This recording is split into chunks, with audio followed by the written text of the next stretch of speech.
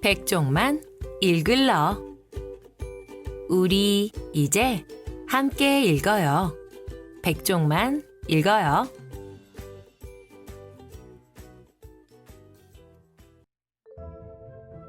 이상한 과자 가게 전천당. 히로시마 레이코 글, 자자 그림, 김종화 옮김, 길버스쿨. 특별한 사람에게만 보이는 과자 가게 전천당으로 여러분을 초대합니다. 달그락 달그락 소리가 난다. 경품을 뽑는 팔각형 상자가 돌아가는 소리다. 자르르 쇠구슬이 쏟아져 내려왔다. 번쩍거리는 밝은 구릿빛 구슬이다. 표면에는 작은 글씨로 1967년이라고 새겨있다. 누군가 손가락으로 구슬을 집어들었다. 오늘 행운의 동자는 1967년에 발행한 시벤이군. 좋아요, 좋아. 이 동전을 가진 손님이 오시면 좋겠는데. 기대에 찬 느긋한 중얼거림이 작은 가게 안으로 퍼져나갔다. 이너젤리. 마유미는 우울했다. 내일부터 체육 시간에 수영을 배우기 때문이다. 수영장에서 헤엄치는 걸 생각하기만 해도 이 더위에 식은땀이 배어나온다. 마유미는 수영을 하나도 못한다. 아니, 못한다기보다는 물이 무서워 죽겠다.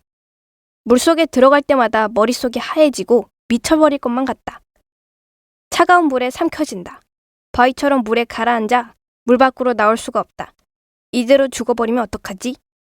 머릿속에서 와락 그런 생각이 들기 시작하면 허우적 발버둥을 치다가 물만 실컷 먹는다. 그러다 결국 선생님에게 구조되는 신세가 된다. 내일부터 이런 부끄러운 모습을 친구들 앞에서 또다시 보일 걸 생각하니 정말 싫다. 엄마한테 몸이 안 좋아서 수영을 못하겠다고 선생님께 대신 말해달라고 할까 생각도 했다.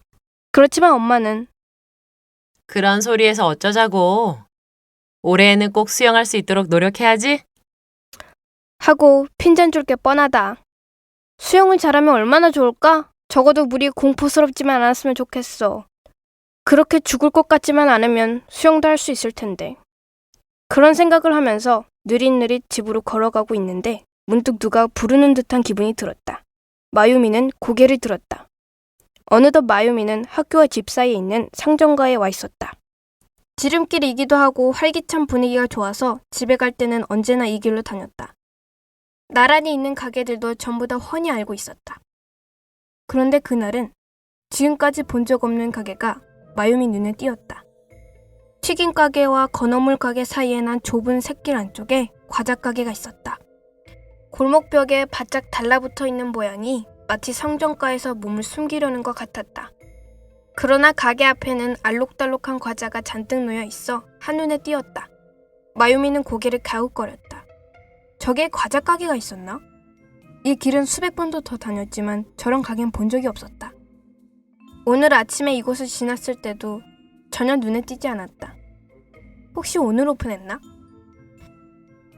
그러나 그렇게 생각하기에는 가게가 너무 낡았다. 아주 오래전부터 이곳에서 과자를 팔던 분위기다. 뭔가 이상하다고 생각하면서 마유미는 잠깐 구경하려고 샛길로 들어섰다. 한 걸음 내디딜 때마다 상점가의 활기찬 기운이 사라지고 고요한 정적이 마유미를 감쌌다. 그러나 마유미는 이상한 낌새를 알아차리지 못했다. 그때는 눈앞의 과자에 온통 정신이 팔려 있었으니까. 본디, 과자 가게는 신비로운 매력을 갖고 있는 법이다. 정신없이 보고 있는데 가게 안쪽 어둠침침한 곳에서 누가 쓱 나왔다. 옛날 동전 무늬가 들어간 자주색 기모노를 입었는데 통통하게 살이 쪄서 마치 운동선수 같은 단단한 힘이 느껴졌다. 굵게 말아올린 머리카락은 새하얗다. 그렇지만 할머니는 아니다. 주름 하나 없는 얼굴에 빨간색 립스틱을 발라서인지 아니면 알록달록하고 커다란 유리알 비녀를 몇 개나 꽂아서인지 화려한 느낌이 들었다. 그렇다고 젊은 것 같지도 않았다. 마유미는 아주머니라고 단정지었다. 아주머니는 싱긋 웃더니 말을 붙였다. 어째 으스스하면서도 매력적인 목소리다. 어서 오십시오. 여기는 전천당입니다. 행운을 바라시는 분들만 찾아낼 수 있는 과자 가게죠. 행운의 손님께서 원하시는 소원을 이 베니코가 반드시 이루어드립니다. 노래를 부르는 듯한 억양으로 아주머니가 말했다. 아마도 이 사람의 이름은 베니코이고 이 과자 가게 주인인 모양이다. 그렇다고 해도 참 이상한 말을 한다. 행운? 망설이는 마유미를 베니코가 물끄러미 보고 있었다. 그래요. 소원이 무엇입니까? 어떤 고민을 해결하고 싶으시죠? 그것은 과자를 권하는 말이 아니었다. 게다가 신기하게도 그 말은 곧장 마유미의 가슴에 파고들었다. 마유미는 베니코의 말에 기다렸다는 듯이 바로 대답했다. 수영을 잘하고 싶어요. 빙긋하고 베니코가 웃었다. 그렇다면 꼭 맞는 과자가 있습니다. 잠시 기다려 주십시오. 베니코는 과자가 빼곡하게 놓여있는 선반에서 필통 크기만한 상자를 꺼내 마유미에게 보여주었다. 상자에는 인어젤리라고 쓰여 있었고 앞면에는 귀여운 인어가 바닷속을 헤엄치는 모습이 그려져 있었다. 그 상자를 보자마자 마유미는 벼락이라도 맞은 것 같은 충격을 받았다. 이미 과자 상자에서 눈을 뗄 수 없었다. 갖고 싶다. 이건 내 거다. 꼭 손에 넣어야 한다. 얼마예요? 10엔입니다. 10엔짜리 동전 갖고 계시죠? 베니코의 눈이 수상하게 빛나는 것을 마유미는 알아차리지 못했다. 허둥지둥 가방에서 필통을 꺼냈다. 마유미는 휴대전화가 없어서 여차하면 공중전화를 걸 수 있도록 언제나 동전을 필통 안에 넣고 다닌다. 있다! 10엔! 그 10엔을 베니코에게 건네자 베니코는 가만히 동전을 살피더니 만족스럽게 고개를 끄덕였다. 1967년에 발행한 10엔이 틀림없군요. 감사합니다. 그럼 이것은 손님 것입니다. 마유미는 건네받은 상자를 꼭 끌어안았다. 갖고 싶은 걸 손에 넣은 행복감에 머리가 멍해졌다. 그럼 마유미의 귓가에서 베니코의 목소리가 마법처럼 울렸다. 안에 설명서가 있으니 잘 읽어주세요. 알겠죠? 반드시 읽으셔야 해요. 네. 젤리는 말도 안 되게 맛있었다. 콜라처럼 톡 쏘는데 망고같이 진하게 달콤한 맛이 났다. 더 이상 참을 수 없었다. 아까운 마음은 어디로 가고 마유미는 우적우적 인어 젤리를 먹어치웠다.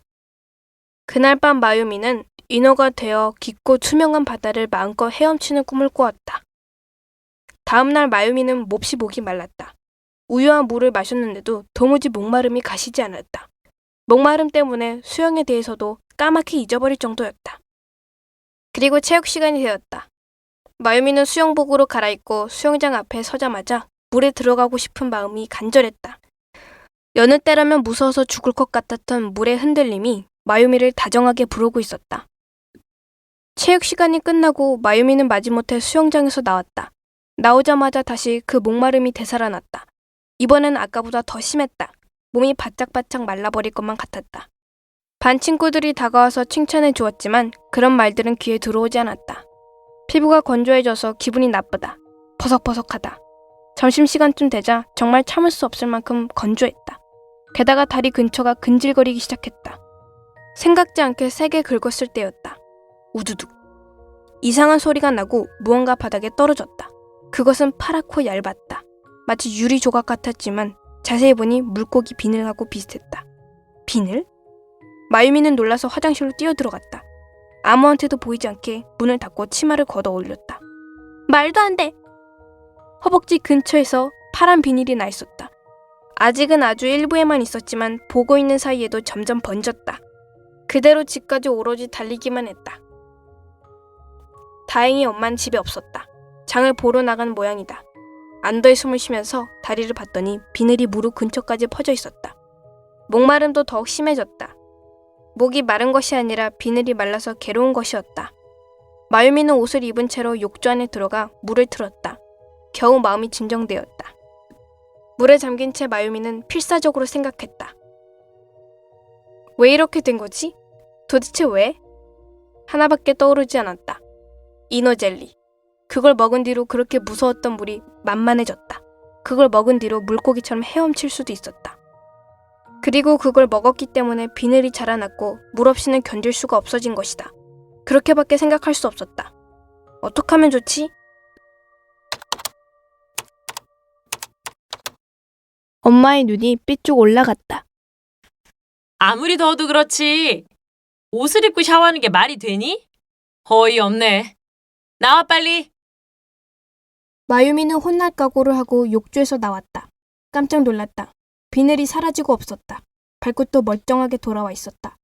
젤리가 제대로 효과를 발휘한 것이다.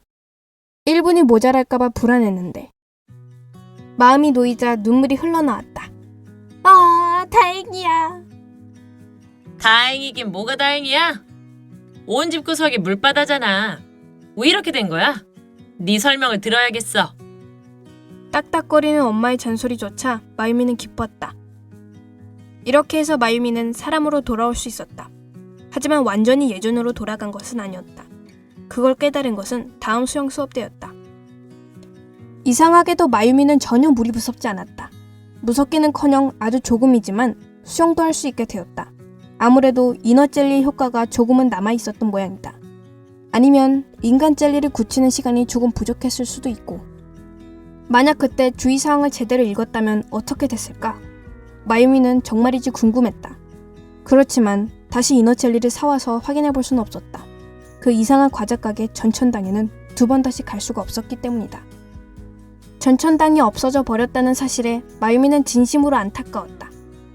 그 가게에 재밌어 보이는 과자가 많았는데 만약 다른 아이가 그 가게를 발견하면 어떤 과자를 살까? 그리고 그 과자는 어떤 신기한 마법을 보여줄까? 그런 생각을 하면서 오늘도 마유미는 수영장으로 간다. 수영이 재밌어져서 수영장에 다니게 된 것이다. 자신이 미래의 유명한 수영 선수가 된다는 것을 그때의 마유미는 미처 알지 못했다. 시노다 마유미 12세 1967년 발행한 시벤 여자아이. 여러분, 오늘 낭독해드렸던 전천당 재미있으셨어요? 이 전천당의 작가인 히로시마 레이코는 일본 가나가와 현에서 태어났습니다. 일본의 판타지 소설 작가로 굉장히 유명한데요. 특히 일본 어린이들의 두터운 지지와 사랑을 받고 있다고 합니다.